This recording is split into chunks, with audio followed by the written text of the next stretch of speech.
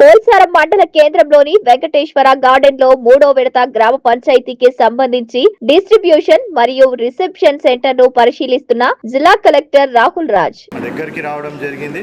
మరి జిల్లా వ్యాప్తంగా చూస్తే కూడా 7 మండలాలలో సుమారుగా 161 సర్పంచ్ పోస్టులకు 1220 వార్డు మెంబర్ల పోస్టులకు కూడా ఎలక్షన్ జరుగుతూ ఉంది.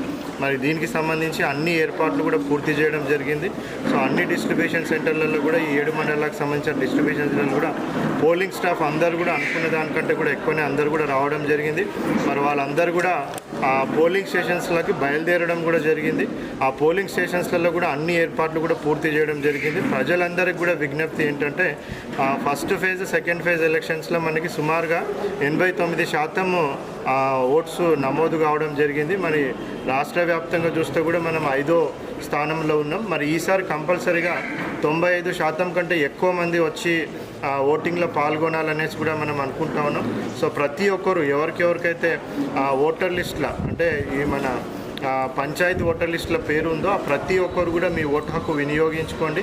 ప్రతి ఒక్కరు కూడా వచ్చి ఓటు వేయాలనేసి కూడా వాళ్ళందరినీ కూడా రిక్వెస్ట్ చేస్తూ ఉన్నాం. అదేవిధంగా శాంతి భద్రతలకు ఎవరైనా విఘాతం కలిగించినట్టయితే వాళ్ళ మీద కఠినమైన చర్య కూడా తీసుకోవడం జరుగుతుంది.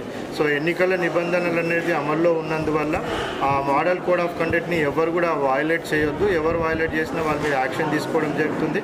నిన్న సైలెన్స్ పీరియడ్ స్టార్ట్ అయినప్పటి నుంచి నిన్న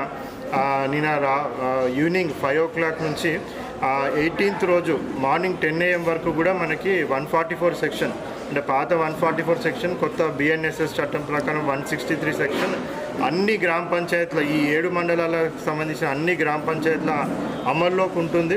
ఎవరైనా కానీ 4 కంటే ఎక్కువ వ్యక్తులు ఎక్కడన్నా గుమిగూడినట్టయితే చట్టపరమైన చర్య వాళ్ళ మీద కేసెస్ బుక్ చేయడం కూడా జరుగుతుంది. కౌంటింగ్ సెంటర్లలో కానీ పోలింగ్ స్టేషన్ దగ్గరలో కానీ గ్రామ పంచాయతీలో ఎక్కడ కూడా కానీ ఎక్కువ మంది గుమిగూడినట్టయితే మనం 163 BNSS చట్టంని ఉల్లంఘించిన వారిపైన చట్టరీతమైన చర్య తీసుకోవడం జరుగుతుంది. సో అందరు కూడా ఎన్నికల నిబంధనలకు లోబడి ప్రతి ఒక్కరు కూడా సహకరించి అందరికీ ఎవరికైతే ఓటు హక్కు ఉందో వాళ్ళందరూ కూడా 100% ఓటు హక్కు వినియోగించుకోవాలనేసి మరొకసారి మెదక్ జిల్లా ఈ 7 మండలాలకు సంబంధించిన గ్రామ పంచాయతీ ఓటర్లకు అందరికీ కూడా విజ్ఞప్తి చేయడం జరుగుతూ ఉంది. Thank you.